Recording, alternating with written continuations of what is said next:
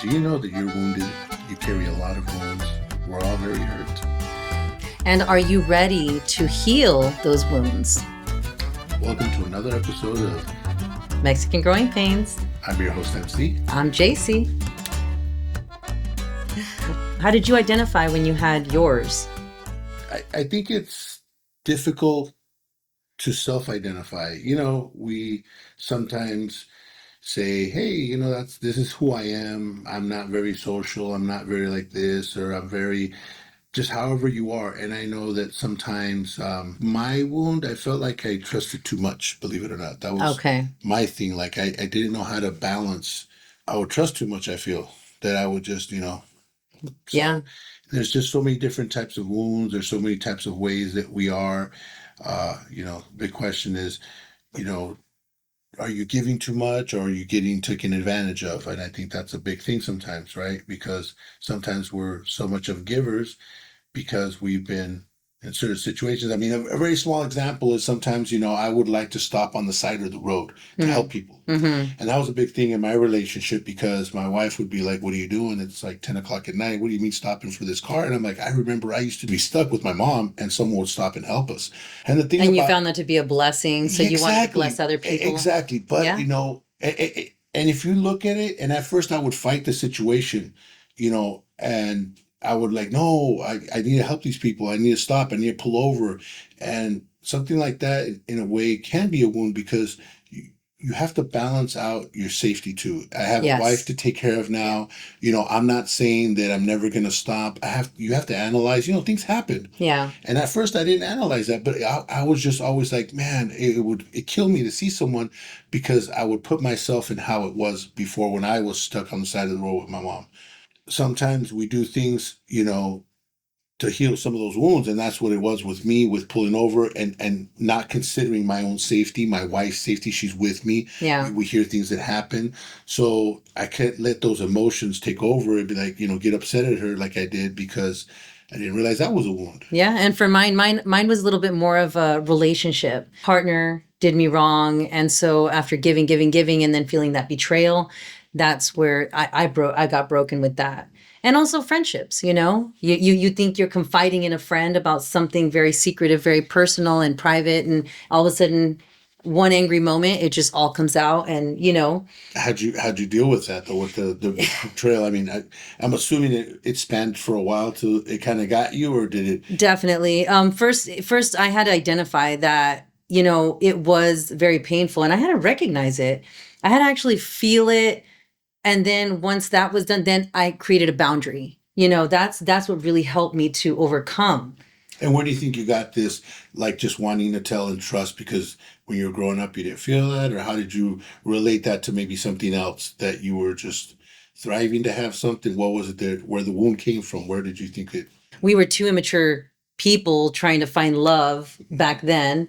And so that didn't work. And so that made me not trust so much. But as a friendship goes, it did cause triggers to where like there's certain things that I will not disclose now. Yeah, it doesn't matter how close I am to you. I just will not disclose certain things. It's just certain things that just should not be said, I guess. Yeah. It is. Yeah, not everything needs to be Yeah. talked about, Yeah. And there's certain things that we want to, I think one big one is, relationships. It's very difficult. That's something that, it goes, it's not that you don't trust the person, right? Like you said, it doesn't matter how much now you trust, how more of a mature relationship is. It's just there's certain things you got to consider now that it's not the same as how it was before. No, it's not. But you know what? Everyone is different. And that's one thing I had to understand. It was such a big hurt for me that I didn't want to be vulnerable. I refused to be vulnerable. And so therefore I closed myself off to a lot of people. And I was like, oh no, you're going to do that to me because they did that to me, and that's not always how it is. You have to give people the benefit of the doubt. And one thing I did learn, I believe, which was very imperative, I think, was you want to forgive the person and you don't want to forgive them for yourself, right? Because even you're always told that it's always better to forgive, right? But you don't have to forget. There's a difference between forgiving and forgetting. It's like the animal bites, so you can appreciate it from far, right? But just don't get too close to it. And that's how I manage my situations now, you know, and even then I've understood that even I've been on the other end of that where I've hurt people, you know, and I didn't really knowingly do it, or sometimes I did knowingly do it, you know? Yeah, I think it has a lot to do with, like you said, there's just certain things that you just don't want to put on people, Absolutely. and it's not about not trusting. I've grown up in certain circles of friends where, man, there's a lot of, BS and stuff Mm-hmm. like that in Mm-hmm. between there. But I feel like sometimes we put some of our weight onto them with some of the things that we have that we shouldn't even do to begin with. Absolutely. So it's like Absolutely. there's, like you said, a little bit of a maturity level. And Mm. since sometimes what it is we have wounds that we're trying to heal, and we're putting them onto our partners, we're putting them onto our friends, and then expecting them to understand. Yes. And then I think that's where issues come, because some of these wounds are like, you know, And talking about maturity, I'm glad that we're there because once I've reached a certain state in my life, I think I understood that, listen, there's friends you don't, when you're telling a friend too much, I think you should be paying them to be a therapist. You know, you got therapists and then you got friends. You don't want to always give your friends like the unload, you know, you don't. Because number one, they're not perfect beings. And so what are you really trying to, what relationship are you trying to improve here, you know? and there's friends that sometimes the way that you unload off of them, sometimes to protect you, might give you false information. Yes. Sometimes, because you tell your friend, this person hurt me, what are they going to do? They're going to be like, well, this guy's, or this person's like, And they're what? going to add on And they're to going it. to add on to it. And again, unwillingly, unknowingly, they don't know how to react with their own situation. So they Yeah. might not be the person to talk to, because they're going to add fuel to that fire. Yeah. You don't want that. Yeah. You don't want that. I mean, the only thing I could add is that you have to work on some of your wounds that you have within yourself, so you don't put this stuff on your partner, on your friends, on others, because it strains those relationships. It not only strains the relationship, which I totally agree with. You also are adding negativity to somebody's character. You're blotting somebody's character with your own perceptive view at that moment. Okay. And every situation is temporary. Okay. You get into a fight in that moment. In that moment, that person looks ugly. That person looks like, how dare you, say such cruel things to me, And then you tell someone else, and then that someone else is like, oh, yeah, what a person, And then you've already tainted that person's character to somebody else. And they never saw them that way. You're right. And things that have learned, though, because I've had some friendships now at the age that I have now, that it's like, they've grown some trust and have told me some stuff. Mm-hmm. The good things, I feel like I have a lot higher maturity level to take that. So there's certain friends that might be able to take some of that information and understand, like, I now know the difference, or I'm at least realizing the difference between venting and complaining. Yes. And sometimes you even have to help our friends out to see if it's a vent or a complaint. Because sometimes, I realize that, okay, Yep. someone just might want to vent and say some stuff. And it's like, all right, you're here to listen. You're not there to judge. I mean, never there to judge, but, you're not there to suggest or nothing. You're just here to vent. And Yep. not everyone could do that, first of all.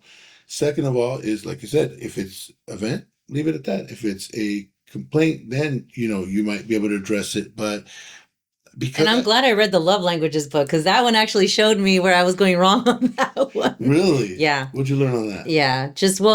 About that. Like, some people need to vent and they don't really need a solution. They just want to just let it all out, and it's okay. I think I'm a big person that does that. Yeah. I vent. I'm starting to understand. So how do you identify these wounds? Well, that's a really good question. There's a lot of different wounds that come when communicating with people. Like, for example, acceptance. Sometimes some people have difficulty getting accepted.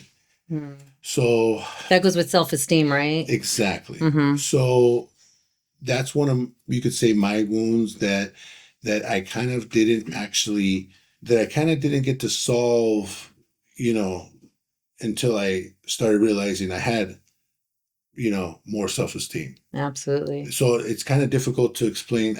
I don't know how to identify it before, because it wasn't until I realized, like, I'm somebody and I'm worth something, that I kind of did realize, like, That's a huge one when you start to feel your worth. yeah, and I think that's one of the ones where, because, sometimes, like, we were talking about, talking to a friend, like complaining about something, what someone said and something Mm-hmm. like that. A Mm-hmm. friend might be like, "Oh yeah, this and that," and in reality, oh my God, she's being so dramatic, or he's being so dramatic.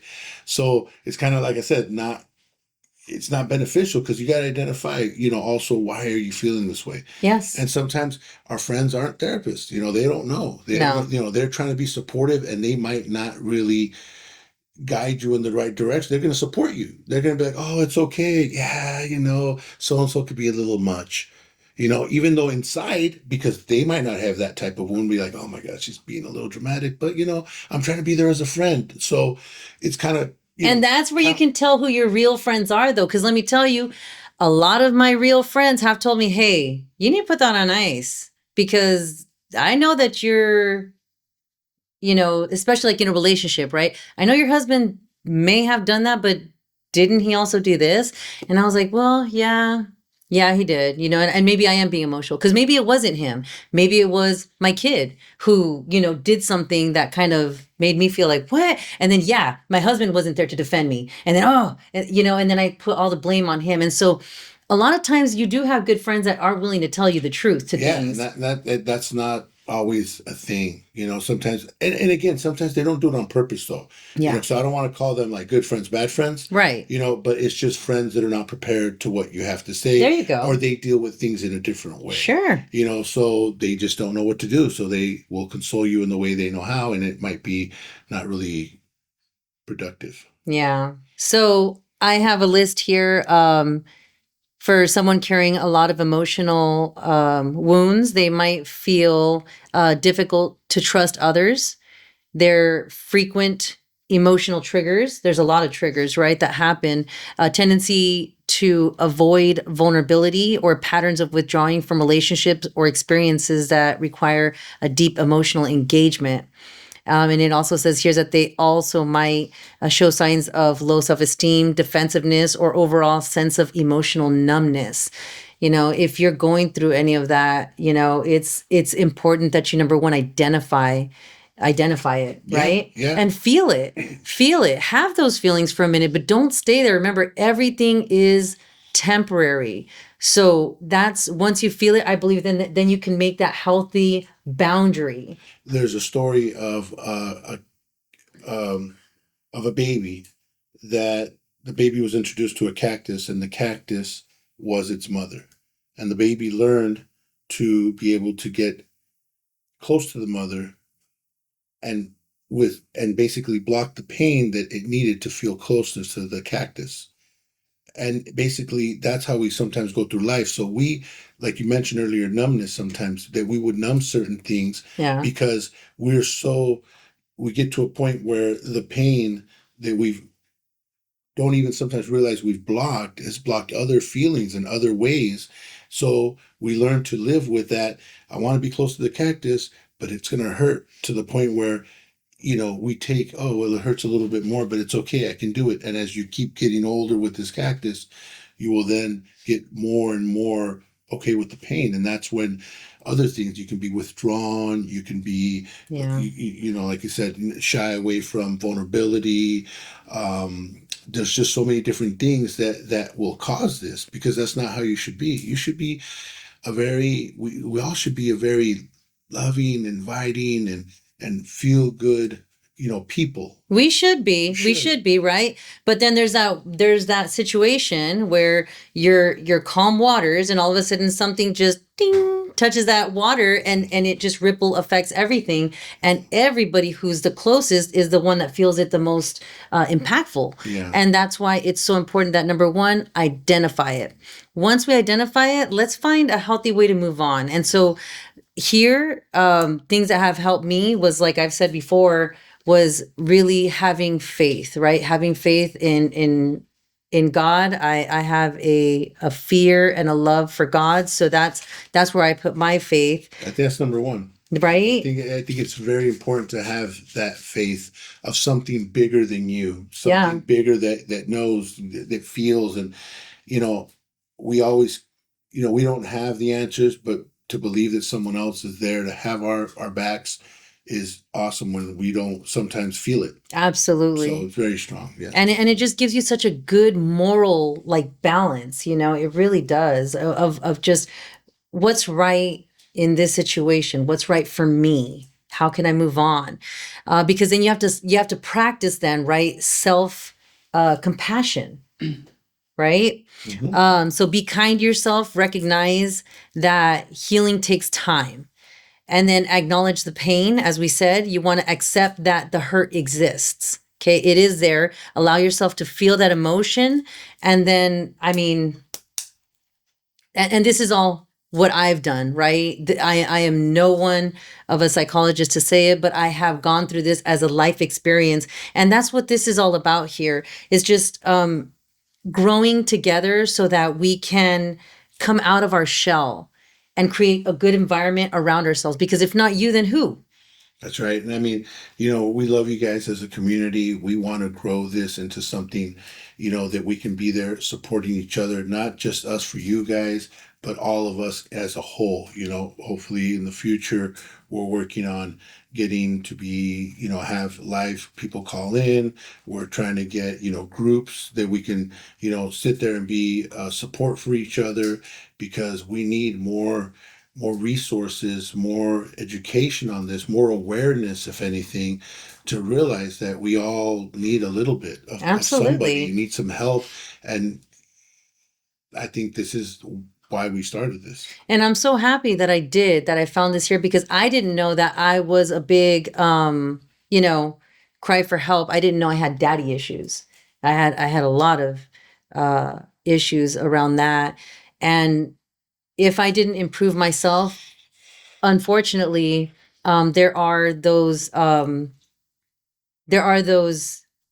do believe it's called like a oh, what is it called? A generational curse, because you can't teach what you don't know. And so unfortunately that's where you give that to your kids and you keep passing it right along.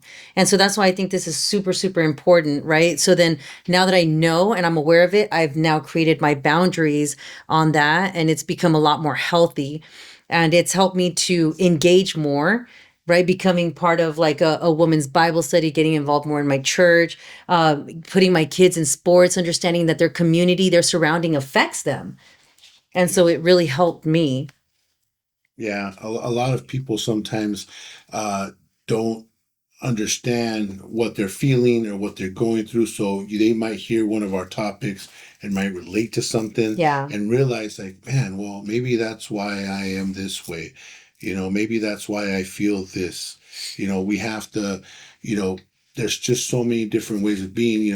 One of the things we're talking about earlier was blocking yourself, but people have to understand there's a difference between maybe having a protective bubble and having a wall up. Yeah. And I think that there's no guidance for that. They think like, oh, I don't want these people to get this person to get too close, or I don't want to trust, or I don't whatever, Yeah. because there is methods to be able to do that, to trust people, to start to trust people, because you're right, you don't want to just trust anybody, Yeah. but you do want to trust people. You want to make those decisions of the right people to trust, almost like we were saying about your friends. There are certain friends that will guide you in the right direction, or at least, be honest with you when maybe you're being a little dramatic or something, or, Yes.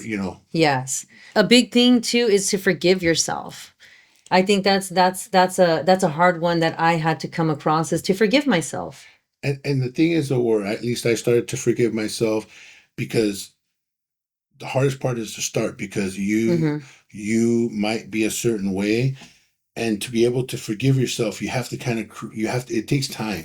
So it's like it's like saying I'm a baker. Yeah, you baked one cake, you're not a baker technically, but you are. But It's starting. but I think Well, there's also a lot of resentment too, right? well, That you kind of hold well, on. that's what I'm saying. It's like when you start to change and be a different person, it's gonna take time. Not one act of kindness, one not act of whatever. But the thing is, we work to be better people, and little by little, you will start to appreciate yourself, give yourself more worth, Yeah. and feel like you're not alone. There's how many billions, trillions of people in this world. It's like, we're we could be united. Yeah. And I'm gonna have to be raw about something is that when all the things that I said that were very good about my dad, remember I've extracted the value of that because I needed to release, I needed to release him from taking the space in my mind. Because he was really literally taking a lot of space that didn't need to be utilized for him.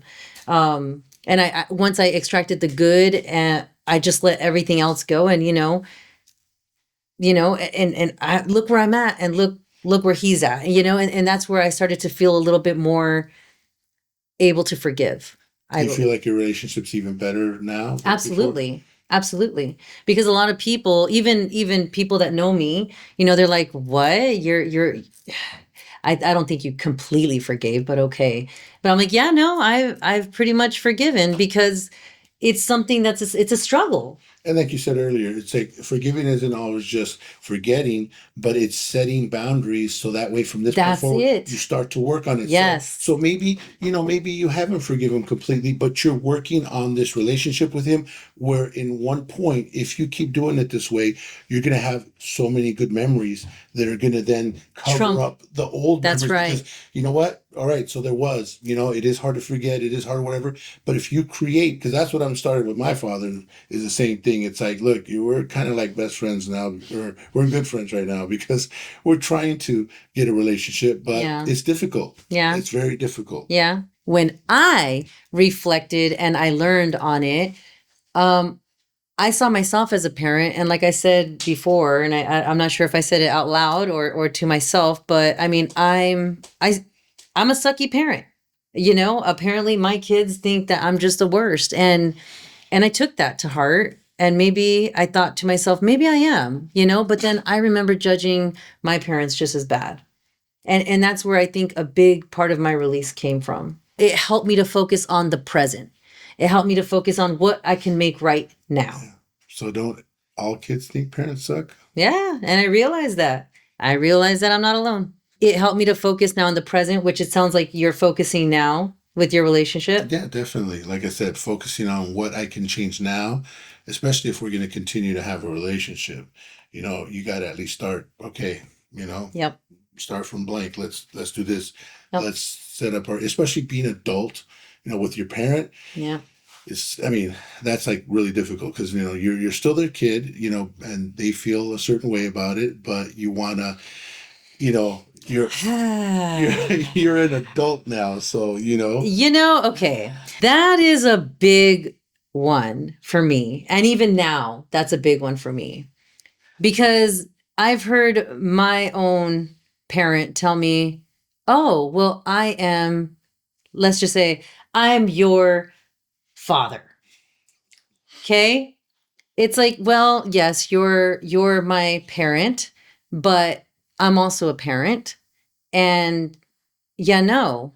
No, you had your time. You did what you did, and now we can side chat, we can discuss things, but you're no longer the parent here. So, Oh, and I trust me, and I understand that. And when I made that comment, what I meant to say was their view, not our view. It's because that's the hard part, is what I'm trying to say. yes. It's you're still their child in their head. And that's the hard part. And that's where the boundaries begin. And Yes. that's what I'm talking about. So it's getting that I'm still you're still their child out of I their head and be like, we got to respect me as an adult now. Cause you know what? Now, especially in your case, I'm a parent. So you know what? Even playing field now. Yeah, it is. But at the same time, I really hope I also learn to do that with my kids because even in a relationship, Okay, without kids, even when my kids start to have their own relationship, there is only so far you should be able to go. When you have a talk to talk, you can talk, but when you end it with because I'm your mother or because I'm your father, mm, That's what Darth Vader said. I love it. Yes. Yes, I am your father.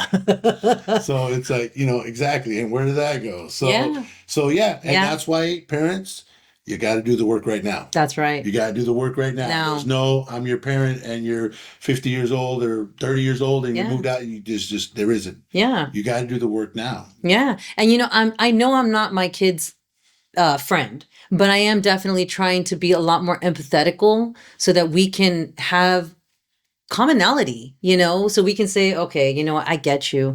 And it all started with, hey, you live in a really tough generation.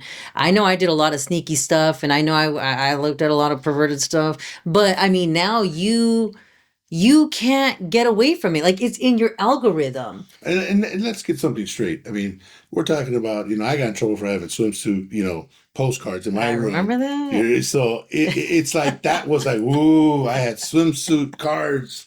All right. And I got in trouble for it. I got the whole, we're going for a Woo. ride. And it's like, open the glove compartment. And I'm like, okay. And it's like, oh, you found those, huh?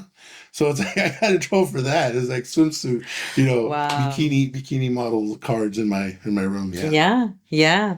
So that's my next step too, though, is setting new goals, setting new ways, so that those boundaries can be established, and that I don't ever tell my kid, because I'm your mother. It's hey, I've been there, done that. Let me shed some wisdom if I may. And hopefully we are in that good of a relationship so that we're able to talk, and not one over the other, like it's because I am the authoritative person here, but it's more like because I love you and it's life. And you know what? I think also what's difficult, I mean, I'm assuming because I'm not there yet, but as a parent, I think you start to reflect sometimes of how you could have done things differently. Mm, And I think that's why sometimes they always say, like, the whole, what the heck? When the grandparents act a certain way with the grandchild, they're like, wait a minute, wait a minute, wait a minute. yeah.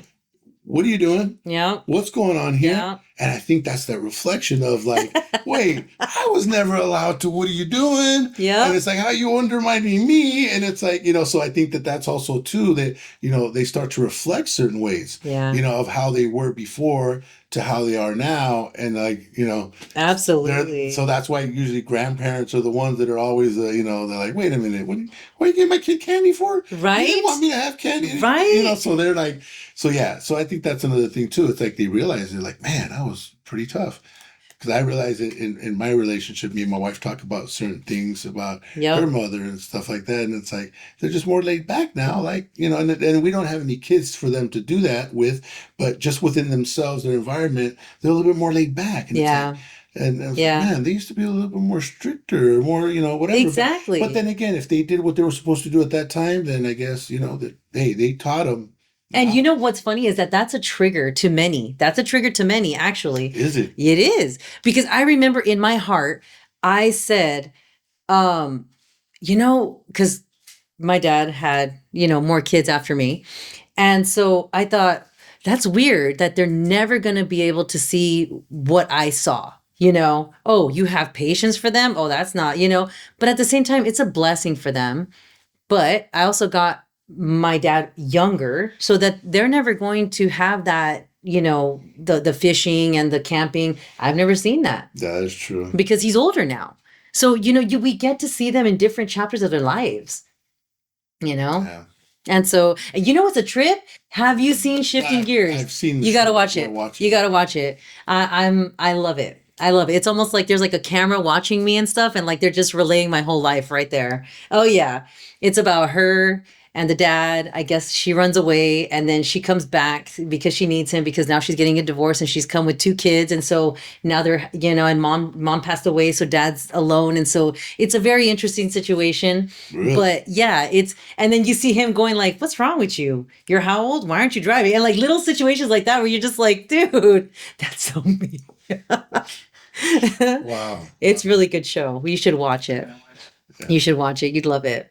But yeah, there's a lot of things that I see like that are still triggers. And we got to remember that, I don't know about you, but for me, I still have those little triggers that come up every now and again, especially when it comes down to trust. You know, it's hard for me. And most of our triggers, most of our hurt, comes in our childhood, and who was there? Mm-hmm. Our parents. Mm-hmm. So there was either things that they did, things that they didn't stop, things that they didn't push us in certain directions. Mm-hmm. It's yeah. I mean, one of the, like, right now, just even thinking about it, pushing in certain directions. I remember one of the things I was mad at my mom for a long time, and again, I realize it now, but it was I was taken to a place, Faces International, Mm-hmm. and what they did was they did commercials and stuff like that. Mm-hmm. And I had good grades back then, so I auditioned because you had to have good grades. And I auditioned for Wrigley Spearmint Gum. They gave me like a little camera. Oh, They gave me like they put me in a room and they did this commercial. yeah. And I had to do this whole thing, right? And I was Yeah. like, Wrigley Spearmint Gum. Double the taste, double the fun. And this and that. I remember the whole thing, right? And I was so mad at my mom because they're like, "Oh, your son, he could be in TV and this and that." Yeah. And I was like, and I'm like, "Mom." But all the casting was in LA. And my mom Oh. wouldn't take me. So in some way, you could say that I that for me was like it was a big thing. I remember the whole thing. So it triggers to was like, man, I could have been someone and then not happy with certain things. I'm like, what if I would have done that commercial? Dang it. It's like, so it's just so many things that we experience in life. And again, she wasn't trying to be a bad person or nothing. She wasn't trying to be, we didn't have the money to go up there. We didn't have the ability to just drive to LA and Yeah. casting calls. And they told her how, we had to get there by a certain time and so much. And we just couldn't do it. Yeah. And I realized it now as an adult, but I think for a long time that was like a big thing for me. Like, man, I could have been famous. Yeah. Not understanding how that really works, but it does. It's just so many things can affect you, and you might, when you start discovering it within yourself, you might start realizing triggers that you never even, or things that added to certain stuff that you don't even realize it. You just said something right now that I actually just right now it hit me. Disappointment was a huge one for me because I was like that third child that I said so much, where I felt like I was forgotten a lot, because especially like the 10th birthdays, and the celebrations and it gets all big, and then the third one you really have nothing. You start to dry out financially, right? But I feel like now I think that's still a trigger for me. When my husband doesn't put me first, Mm-hmm. in scenario situation, I think that still is my trigger. And is that because you think he should, or you're just making it bigger than what it is?